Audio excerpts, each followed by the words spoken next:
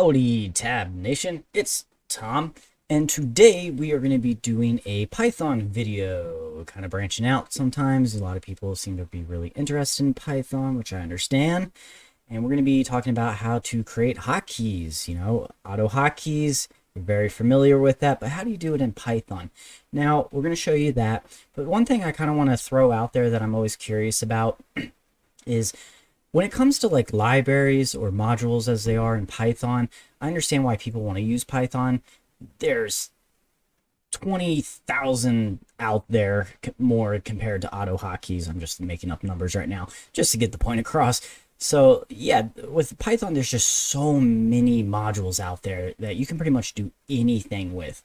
But me personally, if I can do something in AutoHotkeys, I'm going to do it in AutoHotkeys instead of Python because of just the amount of code. So if you know AutoHotkeys, to create a hotkey, it's literally one line of code.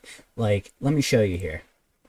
Just in case you are new and you're here for the Python video but never seen AutoHotkeys, this is literally my code. That is literally a hotkey. So when I press F1, it's going to do whatever my code is here. So it's literally one line of code. But to create a hotkey in Python, it's crazy. It's, let me get back to the right one. Yeah, here we are. I mean, right here, it's 32 lines of code.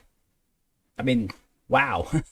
So I understand why people like using Python. There's just so much more you can do with it. But personally, if I can do it in AutoHotkeys, I'm going to do it in AutoHotkeys. And here's my cat wanting to know what this mouse or this microphone is. Let me pick her up and get rid of her. Go be wild somewhere else. All right, sorry about that. All right, so let's start here. The first thing you're going to do is, if you do not have Python input installed, you're going to want to do that. And all you're going to do is copy this part. Don't include the # pound sign, whatever you call it. And you're going to put that into command prompt. Now, I already have it installed, so I took a screenshot, but you're just going to open a command prompt, which you just, in your start menu, just type in CMD and press enter. And then copy and paste that. As you see right here, it says pip install PyInstaller. Actually, this is for something else, but it's the same idea. You'll see, a bunch of loading bars. It'll kind of tell you what it's doing. And then when it gets down there, it'll just say done. And you're good to go. And I'll obviously post this in a link in the description below, so you can copy and paste it and manipulate it however you want.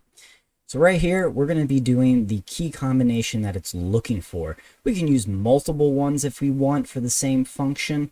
Maybe you want to be able to press one side of the keyboard, but then maybe if you want to use your right hand on like the numpad real quick, you can do that. So we're going to do kind of two things here. We're going to have a hotkey, and we're going to put it into brackets under combinations, and we're going to do keyboard.keycode, and then into parentheses, we're going to do character, CHAR, equals, and then the little quote thingies there, S.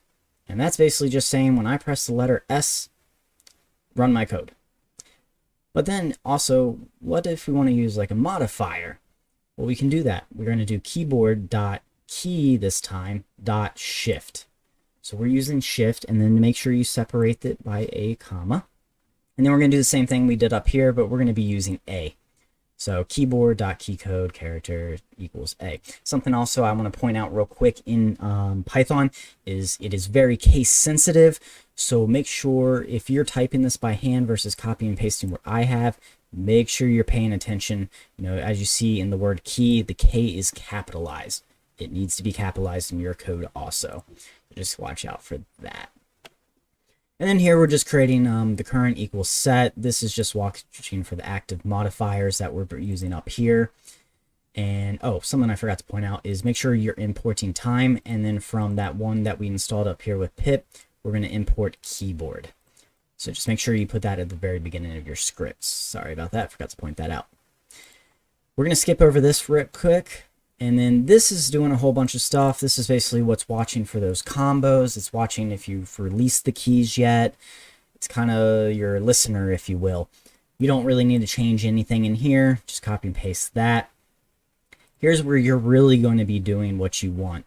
I mean, besides what keys you're using. But this is where your code's actually going to be executed. So we're going to do def space execute, brackets or parentheses there with nothing in them, and a colon. So I'm just going to do a print, and then I'm just going to do a 5-second sleep just for the heck of it. Why not? So we're just going to print do something. Now here's where you're going to put whatever it is you want it to do. If you want it to open Chrome, check out my Selenium video with Python to automate Chrome. Or if you want this to delete files, whatever it is, between these two little dots, this is the code. This is where you're going to be putting your code. Something else I want to point out is this does need to be located in between all this and your current set. If you were to copy and paste this and put it at the end of your code, which would be nice, it's not going to work, or if it does, it's like really, really bad, and it's just not worth it. So just make sure you are putting this in the correct spot of where I have my code. Like I said, all you're changing is these 2 lines of code and replacing them with whatever functionality you want Python to do. So that's really all there is to say about this. I'll do a video later on, maybe explaining some more of this kind of functionality, but since you're not changing anything, there's no point. That should be a video on its own.